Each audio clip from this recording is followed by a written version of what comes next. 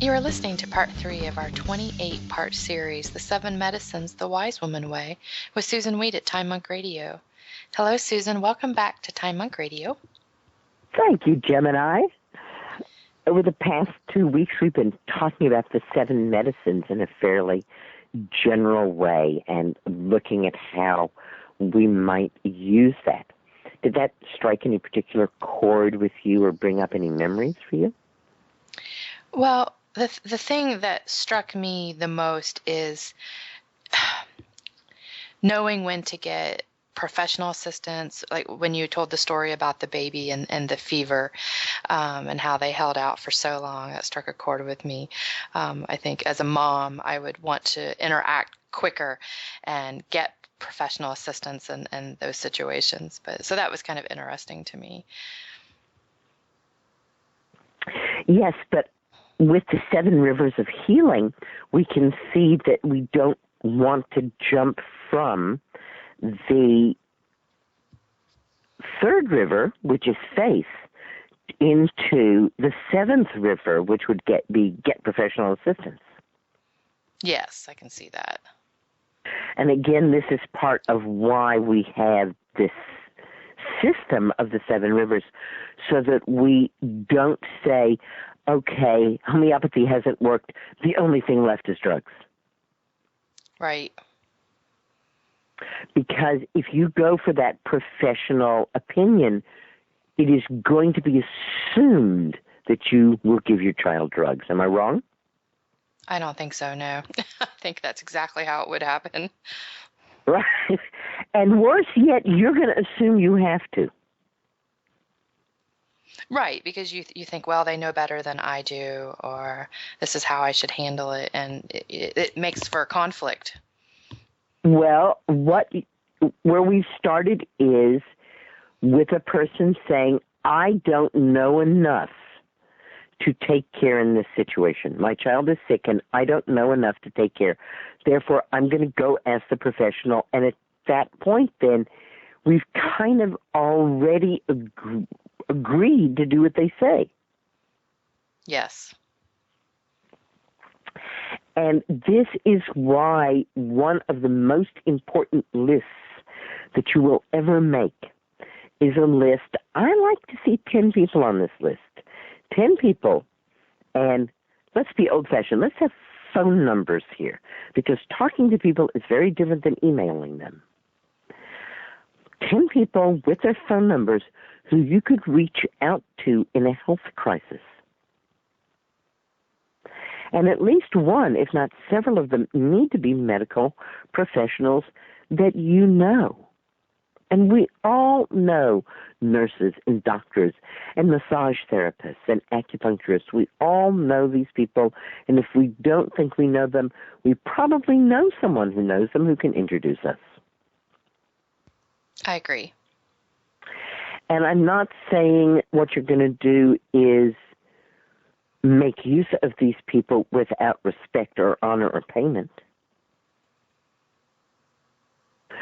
But in an emergency, you can call and say, this has happened. Should I come to you or go to the emergency room?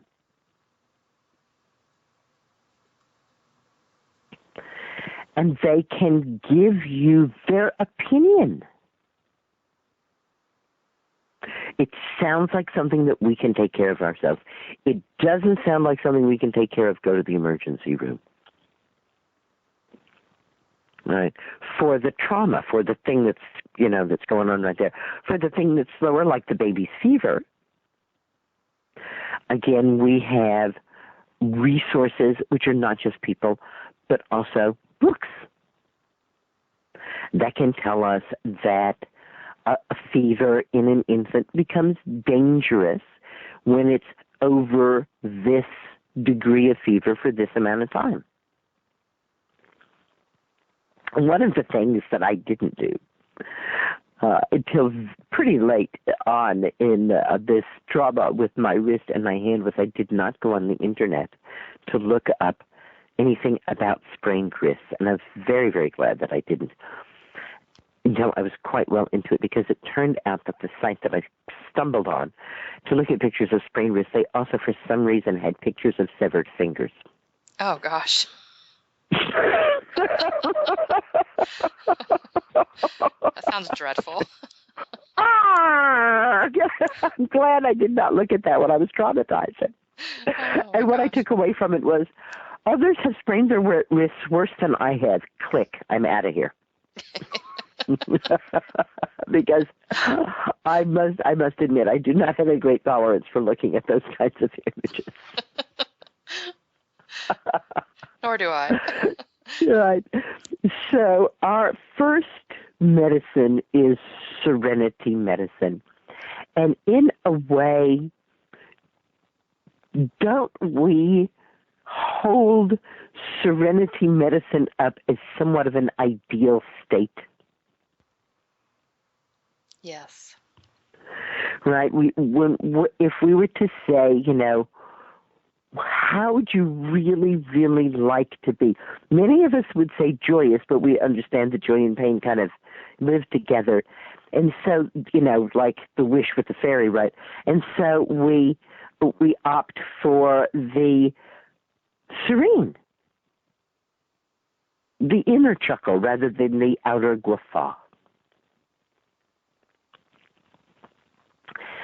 One of my mentors, a wonderful woman whose mother named her Yewino Tool, she who rides the wind, but who went more popularly by her Seneca American name Twyla Nitch, grandmother Twyla Nitch, said to us that we had to cultivate the within, the within, the within.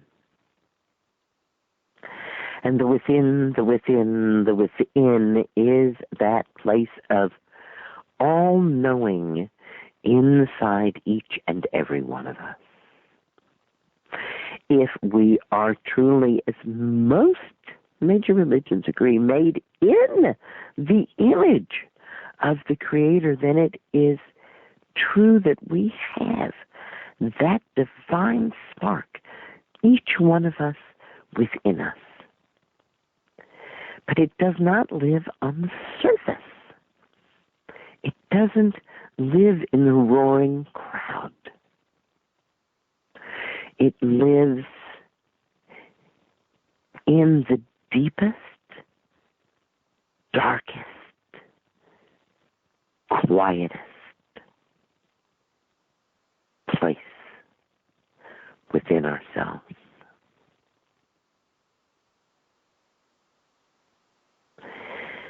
It is our own wisdom of what our path home is to be.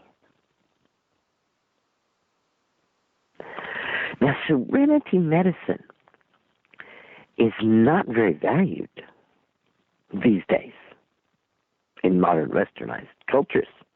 We value things happening. I was reading a science fiction story in which a drug had been invented in which people could take and they would not have to sleep. And so the 24-hour work shift became mandatory. And what a horrible, horrible culture it became in this story. It was quite frightening indeed. It used to be that people really valued downtime, valued vacation, valued, in fact, rest. For decades now, the herbal community has been talking about a big problem that we have to deal with whatever the other problems our patients are exhibiting, and that problem is lack of sleep, that Americans are not getting enough sleep. When I do my class on dream pillows, I pull out an ad that's 140 years old, and it says, in these busy and restless times, it is hard to get the 10 hours sleep that we know is needed for good health. And people laugh until they cry.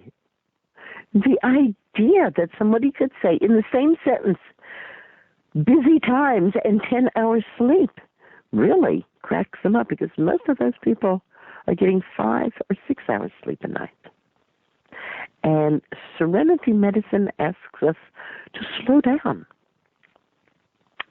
One of the first Serenity Medicines that I engaged in when I injured my wrist and hand was that I sat down right where I was. Now, the absolute truth of the matter was I couldn't stand up. I could hardly even sit up. I really was in a huge amount of pain, and I did not know which end was up. So my serenity was just to breathe and to breathe out rather than to breathe the pain in, to breathe the pain out. And I was blessed and gifted with 2 companions who were there with me, who were willing to be serene and who did not pepper me with questions. They said, "Can you wiggle your fingers?" I wiggled my fingers at them. And then I closed my eyes and sat there, and they sat there in silence with me.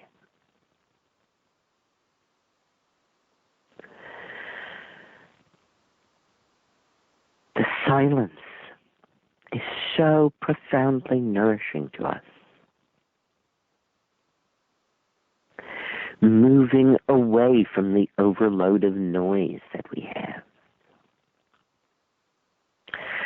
So 125 years ago, doctors would prescribe the rest cure. I'm not making this up. Doctors would say, you must go on a rest cure, you must rest for 4 weeks, or you must rest for 6 weeks. Can you imagine your health insurance covering you going away to the beach for 6 weeks to rest? It is unthinkable these days, and yet it was understood that people, especially people who had suffered a loss or suffered trauma, needed time in which they had little or no responsibility in order for them to heal fully and to heal deeply and not just to pretend that everything is okay. One of the ways that Grandmother Twyla had us find the within was to enter the silence. Silence can be frightening to the modern person who, as one of my apprentices put it to me, she was used to always having a soundtrack with her life. The modern person with earbuds in and the music playing no matter what is going on, or the television is on no matter what is going on, who wakes up to somebody else's songs and goes to sleep to somebody else's news. That person's silence can be quite frightening. And to impress upon us how deep the within was and how deep the silence was. Grandmother had us working in pairs, had a small shelter built about us. There was enough room in the shelter to sit up and to lie stretched out. But there was not enough room to stand up. And this shelter was built around you by your sisters, piling sticks, weaving a frame, covering it with blankets, covering it completely. No door, no window, no smoke hole. Certainly you weren't smothered to death. You were outside, natural materials, so we weren't using plastic and covering people up so they couldn't breathe. But it was a pretty smallish and tightish place that you were in. And outside, your sister would build a fire and would drum and sing and tend to the fire, and in doing so, tend to your spirit, and you were free to go within, the within, the within.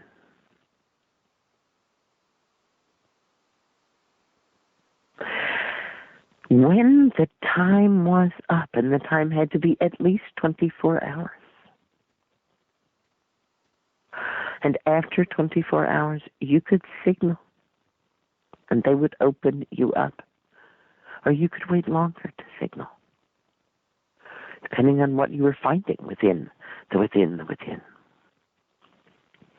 I think of another woman who asked me to bury her. She wanted very much to enter the silence. And we did not have the opportunity or the space to be able to actually make a structure around her. And so we went into the woods here of the Northeast to where the leaf stuff was particularly deep and in a hollow between a tree root and a rock, and we were able to bury her in leaf litter. Really bury her. She really wanted to be buried. She had a straw in her mouth and straws in her nostrils. And she wanted me to bury her completely so that she could only breathe through the straws. And I did that. And she did not want anyone to sit with her. She wanted to be in the silence alone in the woods. But she did want me to come back the next day and check on her. And I did. And she said that it was an experience well worth having. Although, if she was creating the experience, she would not have created ants and mosquitoes to join her in that experience. These are extreme examples of serenity medicine. But we learn from extremes, and we know that we can do things that are far less extreme. Perhaps as a child you were terrorized by being shut in a dark closet or locked up under the stairs, and yet as an adult you might find shutting yourself in a closet or putting yourself under the stairs to be deeply revitalizing. To really get away from it all. To have some place that you can go to. One of my male friends talks about his cave, that he likes to go to his cave when he's feeling upset. And I looked at him. I mean, we do live in the country. And he laughed, and he said, it's not a real cave. And I said, well, I was wondering. I said, you tell me lots of stories about trying to outwit the bear, so I thought maybe you had gone to the bear's cave and kicked the bear aside, and you were sitting there brooding with the bear. And he laughed, and he said, no, my cave is my shop. And his property has a barn, not a very large barn, but a good enough sized barn where he has his shop. And when he's feeling like life is treating him rough, and he's over 80, so life does sometimes treat him rough, he goes out to a shop. He goes into his cave. And there he's with himself. And there he is with the silence. And you can see that we stretch silence a little because the whine of a power tool to many women's ears certainly would not constitute silence. And yet men assure me that this is part of being in the silence for them, and that particular sound of the skill saw or the table saw does something to block out thought and to open them up. Serenity medicine. How do we find serenity in what seems to be an increasingly fast-paced world that seems to want us to make split-second decisions and be there, ready and alert all of the time? We talked about getting a little more sleep. For most people, when you get up in the morning, it's not a big choice. For most people, that's when you have to get up. So where you have control is the other end of the day. When you go to sleep, if you wait until you're completely exhausted to go to sleep, then you don't have an opportunity to do some sleep exercises. Like my laugh exercise, I laugh for a minute before I go to sleep. You don't have an opportunity to unwind. People who tell me they have a hard time sleeping, and I ask them to read by candlelight, for 5 or 10 minutes before they actually attempt to go to sleep, tell me that they enjoy reading so much by candlelight that they now go to bed an hour earlier so that they can lay there and read. Serenity medicine doesn't mean you have to be snoring. Laying in bed and reading is part of it, too. There's an artist, a friend of mine, and he designed and wrote a little sign for himself, and we all loved it so much that we made him make copies so that we could put it in our workspaces, too. And it says, "Much of my busy day is spent staring out the window." Remember daydreaming? Oh, yes. Turns out that daydreamers tend to earn more money over their lifetimes. Daydreamers actually tend to be more creative and more visionary than people who don't give themselves that chance to just drift off. Serenity medicine doesn't have to be those 6 weeks of a rest cure, although wouldn't we like them to be? Serenity medicine can also be an attitude of serenity. Who was that big-eared boy in Mad Magazine, Alfred E. Newman, the What Me Worry boy? He has something to say to all of us, because as we know, worry is not going to help at all. When we think of serenity medicine, many of us think of meditation. And meditation is certainly, shall we say, the queen of serenity medicine. Much of the serenity medicine that I have been talking about so far might be put down to do less, do nothing. Meditation is a do something here in do nothing. Create a field of serenity that you know how to access. That is the goal of meditation. When we are meditating, we are entering the silence. We are entering the place where nothing is required. Nothing is needed. Nothing is expected. We are free to be only what we are. We have the right to accept ourselves exactly as we are. A meditation practice in this day and age is as necessary as a tooth hygiene practice. Now, you wouldn't go to sleep without brushing your teeth, would you?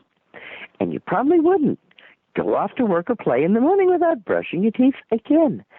So think of meditation as the brushing your teeth of your psyche. It needs to be done just like brushing your teeth on a regular basis, because those teeth, they get out there and they take bites of the world, and so does your psyche and your mind. It keeps taking bites of the world, and scary things happen in the world. I am going to be doing a lot of traveling this year, and Gemini, I have to say, this whole thing with this crazy co-pilot in the plane sends like ice water rushing down my back. Yes. Right? Hey, I'll take my chances with the terrorists. I'll take my chances, with the accidents. But somebody intentionally did that? I mean, whoa! Yes. Worrying about it is not going to help me, is it? No, you're going to have to go to a place of serenity. Right? There is no amount of worry that is going to improve my chances. I can either say, wow, this scares me so much that I'm canceling all of my engagements in faraway places, and I am staying home. That's it. If I can't walk there, I'm not going there. And hey, I have a good friend whose husband was killed. He was simply walking along the road, and a drunk driver picked him up. So what can you say, Right. As Elizabeth Kubler-Ross said, the world is not a safe place. Yeah. It's not. It's not, and my worrying about it won't make it safer. So, hooray for Serenity Medicine. Remember, last week we were talking about those two triangles, and that Serenity Medicine, the amount of time it takes to heal from Serenity Medicine is nothing. Right? There are no side effects from Serenity Medicine, but the time it takes Serenity Medicine to create a change in your life can be more extended. It can take weeks, months, even years of Serenity Medicine before you really get the result you want from it. So I encourage people to start working with Serenity Medicine as soon as they can.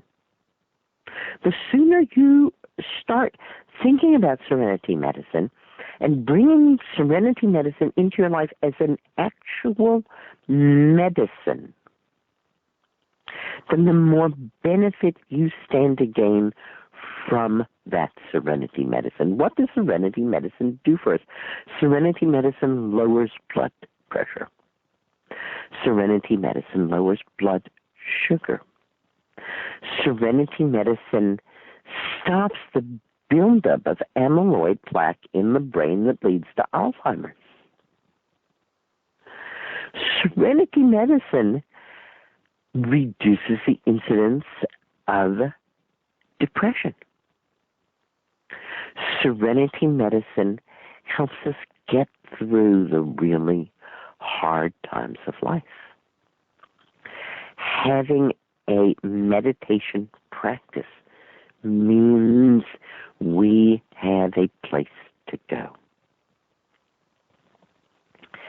Again, what's really important about any Serenity Medicine, but especially about meditation, is that it is repeated, and it is repeated insofar as possible on a daily basis, so that it becomes habitual, that it becomes like that morning cup of coffee that you wouldn't dream of doing without.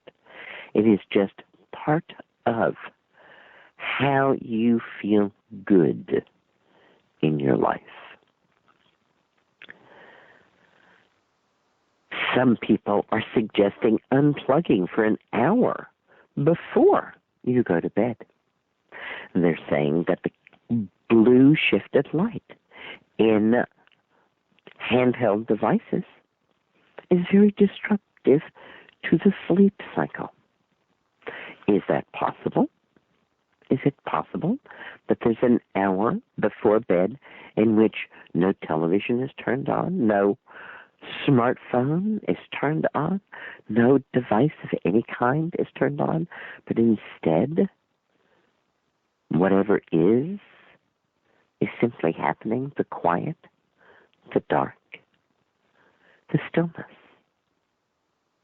And if you live in a city and these things are not natural to the city, what can you do to improve the quiet, the dark, and the stillness?